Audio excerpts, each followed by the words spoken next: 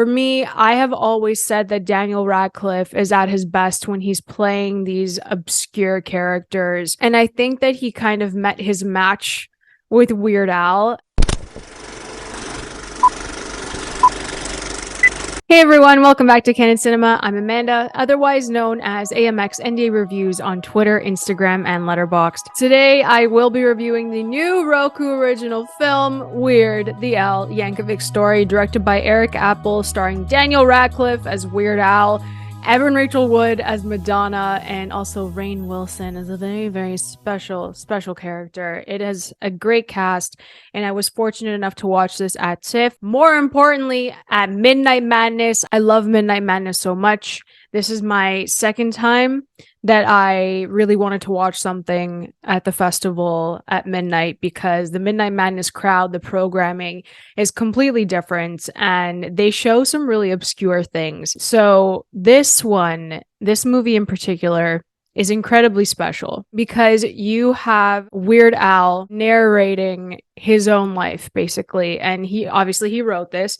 It's embellished, it's not completely accurate, but that's what makes it so fun, is that it's in the mind of Weird Al. And he really did go against the grain. He's someone who was so talented and creative musically that people just didn't recognize how incredible he was as a human being and as an artist. So this journey that we go on in Weird the Al Yankovic Story really shows a different side of him. And if you're a big fan of his, you're going to really enjoy little references throughout the film. More importantly, this film is a different way to look at our standard biopic and what we're so used to.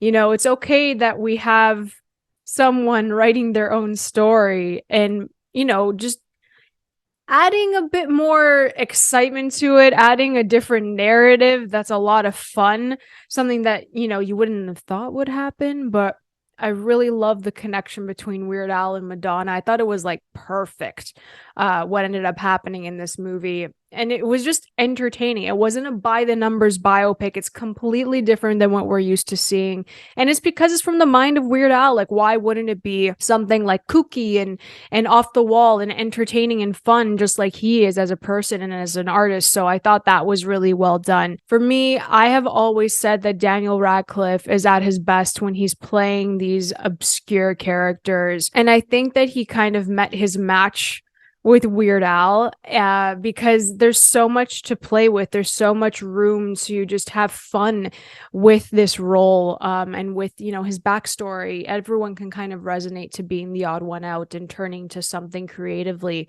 to express themselves. And that's exactly what this film does. He had a really tough childhood, didn't really connect with his dad. Childhoods like that manifest into something else. You become a certain person, and you can always stem back from what happens in childhood to who you become in your present day, and how you approach different things and situations. And I think that they explored that with Weird Al in a very different way. It was a lot of fun. There's so many cameos in this movie that I was just beaming watching this, but also the crowd during Midnight Madness at TIFF is something unlike you will ever see or experience or be a part of. It's such a beautiful environment for film fans, for movie fans, and for horror fans. I feel like Midnight Madness takes the most risks on certain films, and voila, Weird the Al Yankovic Story is a lot of fun. It is a movie that you're gonna want to watch with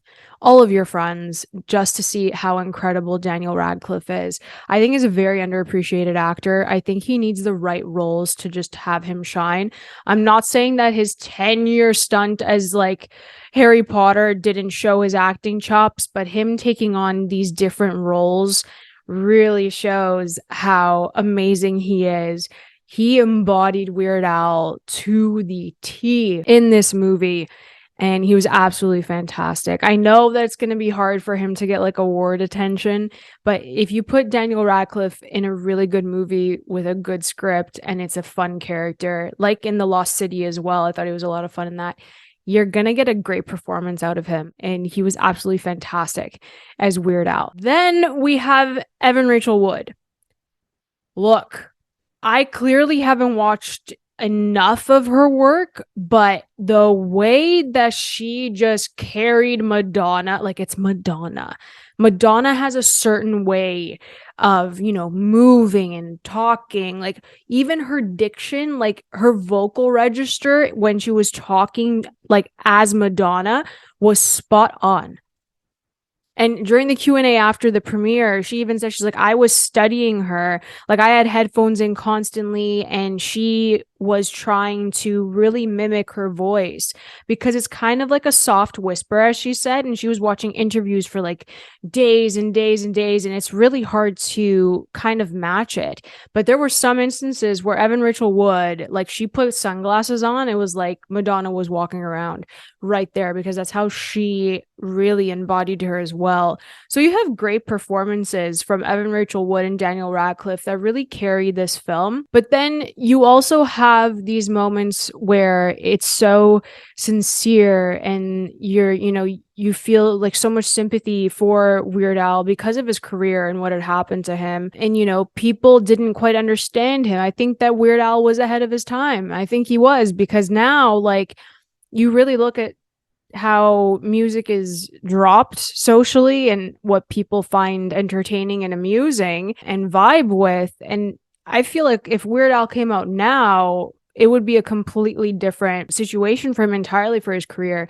Not saying that he didn't flourish back then, because it was just like a phenomenon with what he was doing. But a lot of people were kind of against him, even though he was making like these, hits after hits. It was like a niche type of sound that was coming out from him. So I think that showing like an upwards trajectory where everything was like okay and there were like a little bit of obstacles, not that the obstacles that he faced in a movie that he wrote for himself, he would have obviously liked to have had, certain things come easier to him. And I think that that form of like imagination towards your career and what you hoped that it would have been at times is also interesting too, in a somewhat reimagined version of their life. So I think that this is a really special film. Weird the Al Yankovic Story, which is a Roku original, is so special. And I think it's important creatively for filmmakers to watch this, because not everything has to be so linear. It doesn't have to be by the numbers just because it is a biopic. We can have fun with it, It's kind of like how Pablo Larraín takes his subjects, changes it a bit, doesn't go by the book, doesn't go by the numbers, and really makes it a character piece. There are filmmakers that are changing the game in regards to what a biopic entails. And I think that I'm not comparing, obviously, with Weird the Al Yankovic Story with like Jackie or Spencer, but I'm just saying that there are different ways to approach something that we've seen many, many, many times before. And it kind of gets stale after a while. So to watch something with such creative freedom from Eric Apple and Weird Al, like, I thought that this was so refreshing and unique to Weird Al. It was a lot of fun. Some jokes didn't land, but there were some laugh out loud moments, and you just have to get the humor. I thought Dan Rad was like really, really quick and fast and quippy, and he was rolling with those punches. And the Weird Al is very like excitable, and he had to match that energy. And Dan is one of the most energetic people ever when he speaks. So I think it was like perfect casting from the get-go. They did a great job with this. I gave Weird the Al Yankovic Story a 4 out of 5. I'm honestly pushing for a 4.5 out of 5. It's one of my favorite movies of the year, to be honest. I love this. If you guys can find a way to watch Weird the Al Yankovic Story, I highly suggest you do this weekend, because it is a whole lot of fun. You will not be disappointed. It's a blast from beginning to end. So if you enjoyed this video, please like and subscribe. Guys, please let me know what your favorite Daniel Radcliffe performance is and what your favorite Weird Al song is in the comments below. If you guys enjoyed this video, please like and subscribe. You can always follow me over at AMX NDA Reviews on Twitter, Instagram, and Letterboxd. I'll catch you guys next time. Keep watching movies.